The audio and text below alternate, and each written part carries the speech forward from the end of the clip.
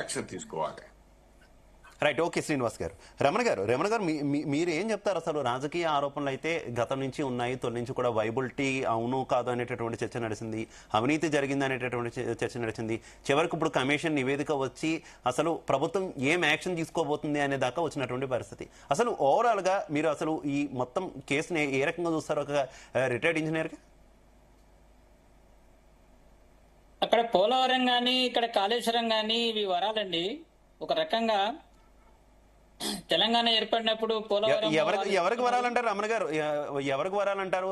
కాంట్రాక్టర్లకా, లేకపోతే ప్రజలకా, లేకపోతే కమిషన్ పుచ్చుకునే రాజకీయ నాయకులకా? అందరికి వరాలే, మీడియాకు కూడా వరాలే ఇవి. ఎందుకంటే ఇప్పుడు అన్ని కూడా డిస్ట్రిబ్యూట్ అయిపోతాయి ప్రతిదీ కూడా. ఇక్కడ ఏం చేశారంటే జలయజ్ఞం అప్పుడు రాజశేఖర రెడ్డి గారు సీఎం ఉన్నప్పుడు నవరత్నాలు అంటే దీన్ని ఒక చక్కటి పద్ధతిలో, అంటే దీన్ని ఎవరికి దొరకకుండా, ఎక్కడ అన్యాయం జరుగుతున్నది, ఎక్కడ అవినీతి జరుగుతున్నది దొరకకుండా దీన్ని ప్లాన్ చేశారు. అప్పుడు 2004లో జలయజ్ఞం పేరుతో అప్పుడు లిస్టింగ్ 9 నవరత్నాలను సెలెక్ట్ చేసుకొని ఈ 9 మంది మాత్రమే ప్యానెల్ లిస్ట్ అంటే ఎన్లిస్ట్ చేశారు. అప్పుడు 9 మందిని నవరత్నాలు, అప్పుడు నవరత్నాలు అని చెప్పి అప్పటి నుంచి నేను యాక్టివ్ గా ఈ జలయజ్ఞం దీంట్లో ఉన్నాను. అగ్రిమెంట్స్ లలో కూడా ఎల్లంపల్లి బ్యారేజ్ అగ్రిమెంట్ అప్పుడు కూడా నేను అగ్రిమెంట్ చేయడం జరిగింది, టెండర్ ప్రాసెస్ లో కూడా. అయితే అప్పుడు ఇదంతా ప్లాన్డ్ గా ఏంటంటే 14% అనేది కాంట్రాక్టర్స్ కి ఇది ఏటీఎం అన్నమాట. 14%. ఈ ఏటీఎం లో ఈ డబ్బులు ఈ కాంట్రాక్ట్స్ ప్రాఫిట్ పేరుతో ఈ గవర్నమెంట్లన్నీ డబ్బులు దాంట్లో ఉంచుతాయి.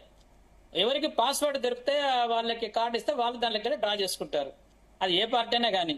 మనం ఎలక్ట్రల్ బాండ్స్ అవన్నీ చూసాము, అవి కూడా అన్ని పార్టీలకు ఇచ్చారు సమానంగా. కాబట్టి మెగా పేరు ఎక్కడ కూడా వినొస్తలేదు. ఎందుకంటే అందరు కూడా మెగాతో లాభపడ్డారు, అందరు కూడా అన్ని రాజకీయ పార్టీ. ఎందుకంటే నేను ఏ రాజకీయ పార్టీని సమర్థిస్తలేను. ఇది రాజకీయం అనేది ఇవాళ ప్రతి ఎలక్షన్ కూడా చాలా ఖర్చులతో కూడుకున్నటువంటి వ్యవస్థ తయారైంది. ఇక్కడ ఏ టికెట్ ఇవ్వాలంటే కూడా నువ్వు ఎంత ఖర్చు పెడతావు చెప్పు అనేటువంటి పరిస్థితి వచ్చింది. బల్జాపూర్ శ్రీనివాస్ గారు లాంటి వాళ్ళకి టికెట్ దొరకాలంటే చాలా కష్టం. ఎందుకంటే మీకు 100 కోట్లు ఉన్నాయా, 200 కోట్లు ఉన్నాయా? ఎంపీ అయితే ఇంకెక్కువ, ఎంపీ కానీ రాజ్యసభ సీట్లు కానీ ఇంకెక్కువ, ఎమ్మెల్యే సీట్లు అయితే తక్కువ. ఒకసారి ఎమ్మెల్యేగా అయిన తర్వాత కూడా వాళ్ళు ప్రజాసేవ గురించి చేస్తలేరు. ప్రజాసేవ కాకుండా వాళ్ళ బ్యాంక్ బ్యాలెన్స్ల గురించి మళ్ళీ ఎలక్షన్లో నిలబడడానికి దాని గురించి ప్లాన్ చేస్తున్నారు తప్ప ఇక్కడ సేవ అనేటువంటిది కనబడతలేదు.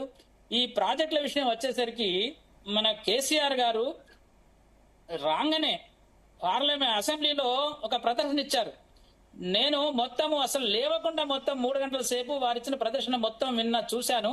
దాంట్లో కాంగ్రెస్ వాళ్ళు బహిష్కరించారు, వాళ్ళు అసెంబ్లీని ఆ ప్రదర్శన బహిష్కరించారు. తర్వాత కాంగ్రెస్ వాళ్ళకి ఒక కౌంటర్ అంటే దానికి ప్రజెంటేషన్ కూడా మేము తయారు చేసి ఇచ్చాం. అప్పుడు అంటే వారు ఇచ్చినటువంటి లోపాలు, దాంట్లో ఉన్నటువంటి తప్పులు అవన్నీ చేసి మేము మళ్ళా కాంగ్రెస్ వాళ్ళు కూడా ప్రదర్శన ఇవ్వడం జరిగింది. పవర్ పాయింట్ ప్రదర్శన ఇచ్చారు. ఇట్లా కాళేశ్వరరావు గారని వీరి పేరు కూడా కాళేశ్వరరావు పేరునే మార్చుకున్నారు.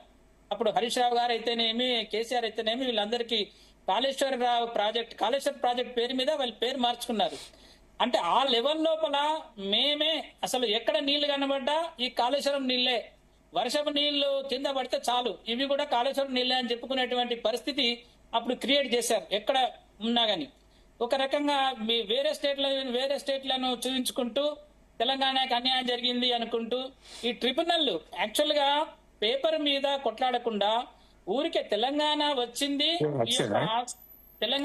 ఎందుకొరకు వచ్చింది అంటే ఈ యొక్క అన్యాయం జరిగింది కాబట్టి తెలంగాణ వచ్చింది. ఈ తెలంగాణ వచ్చింది అన్యాయం జరిగింది కాబట్టి ఈ అన్యాయాలని బచావతి ట్రిబ్యునల్ గోదావరి లోపల అట్లే కృష్ణా లోపల కూడా ఏదైతే జరిగిందో అన్యాయం జరిగిందో మనకి ఈ 299, 512 ఏదైతే 811 ఏదైతే ఉందో ఇది కూడా అన్యాయమే. దీనికోసము మనము ఈ ట్రిబ్యునల్ ని ఫామ్ చేయాలి అనేటువంటి ఒక డిమాండ్ మనకు ఉండి తొందరగా ట్రిబ్యునల్ లో మనం ఏర్పాటు చేసుకున్నట్టయితే ఈ 811లో 299 కాకుండా మనకు 700 పైన మనం ఇప్పుడు ట్రిబ్యునల్ లో వాదిస్తున్నాము. 700 పైన మనం వస్తాయి. ఇది ఖచ్చితంగా మనం దీనికోసం కొట్లాడాలి. నువ్వు అగ్రిమెంట్ చేసినావు అని ఓరి మీద ఒకరు దుమ్మెత్తుకొని పోసుకోకుండా రాజకీయంగా ఒకరినొకరు దెబ్బ తీసుకోకుండా ఈ యొక్క తెలంగాణను ముందు దృష్టిలో పెట్టుకొని తెలంగాణ మనకి తెలంగాణ ప్రయోజనాలని మనం కాపాడుకునే ప్రయత్నం చేస్తే Okay, బాగుంటుంది.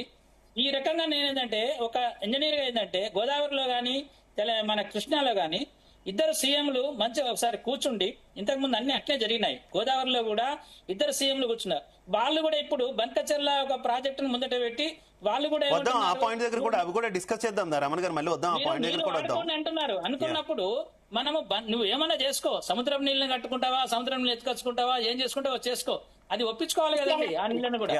రైట్ ఓకే మనతో పాటు కాంగ్రెస్ పార్టీ నుంచి గజ్జల కాంత గారు జాయిన్ అయ్యారు, అలాగే బీఆర్ఎస్ పార్టీ నుంచి దిలీప్ రెడ్డి గారు జాయిన్ అయ్యారు. ఇద్దరికి కూడా నమస్కారం.